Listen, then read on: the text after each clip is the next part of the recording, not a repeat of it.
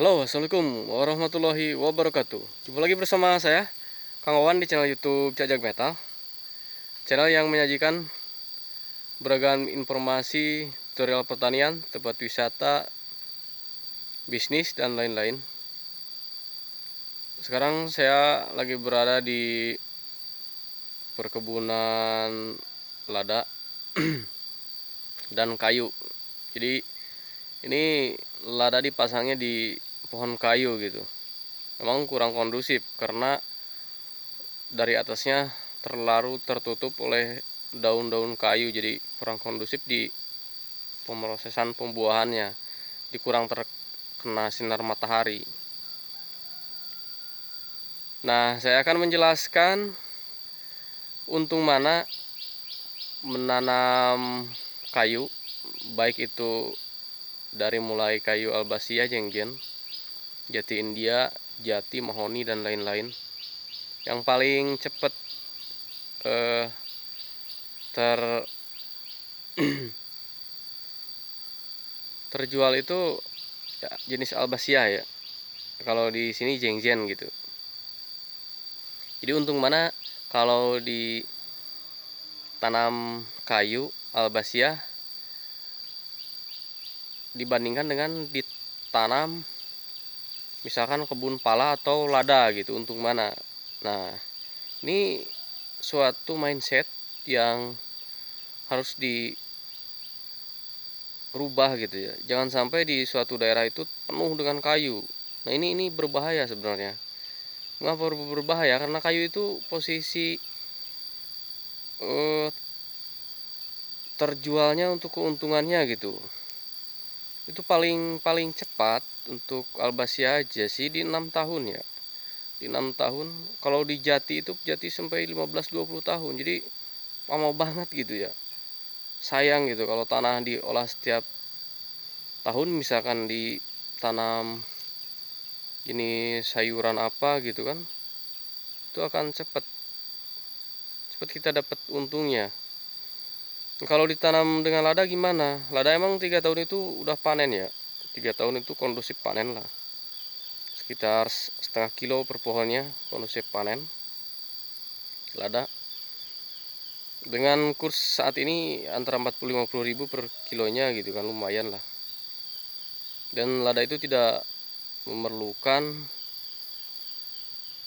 lahan yang luas.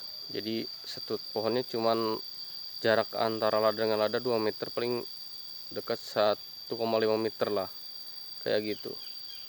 Dan setiap tahun pasti panen itu lada.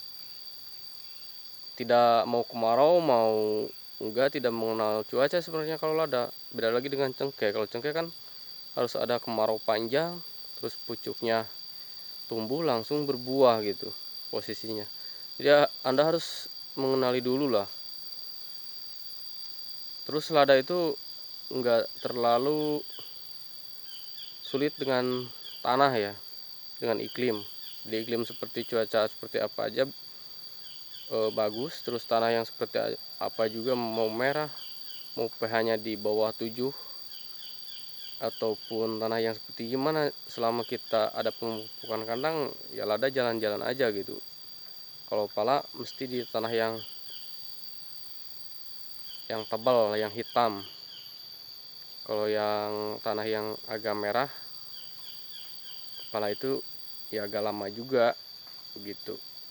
Harus dalam lah, kedalaman tanahnya harus dalam gitu. Jadi kalau lihat keuntungan, mendingan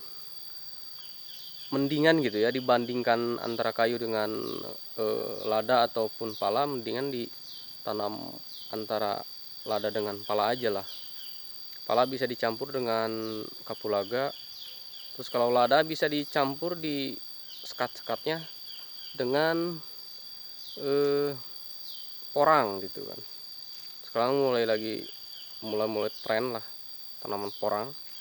Jadi menurut saya mindsetnya mohon dirubah lah untuk petani-petani Indonesia. Rubah mindsetnya, jangan terlalu banyak pohon kayu. Jadi pohon kayu biar di hutan-hutan aja, tanah hutan yang kita miliki agak miring gitu kan, agak gunung. tanami kayu gitu aja. Kalau tanah yang biasa-biasa jangan ditanam kayu lah untuk saat ini. Apalagi saat ini kan harga kapulaga udah ke 250.000 ya per kilonya. Jadi trennya naik gitu.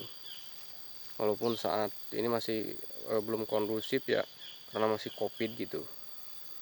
Menurut saya kalau nilai perkebunan di sekitaran lada dan pala itu semakin lama diganti tahun gitu ya, semakin lama itu semakin naik pendapatannya. Yang semula misalkan setengah kilo 5 ons, dalam waktu tahun berikutnya jadi 1 kilo, terus tahun berikutnya lagi naik 1,5 kilo per pohonnya, terus aja.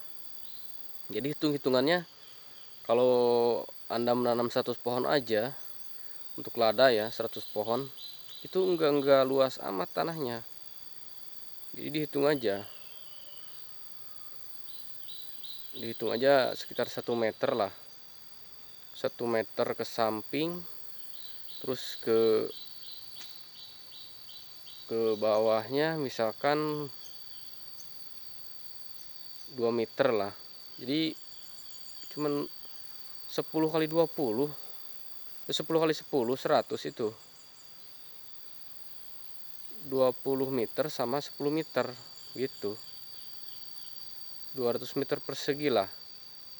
200 meter persegi cukup untuk 100 pohon lada. Nanti hasilnya 1 kintal lah. Itu 1 kintal 100 kilo kalinya 50.000 aja, 5 juta itu per tahunnya. Itu logikanya nyampe lah segitu. Dan tonton di video saya yang sebelum-sebelumnya, ada update video juga, update ilmu dari semua video. Mohon untuk di actionkan aja di lapangan gitu. Kurang lebihnya mohon maaf. Mungkin segitu aja. Wabillahi taufiq wal hidayah. Wassalamualaikum warahmatullahi wabarakatuh.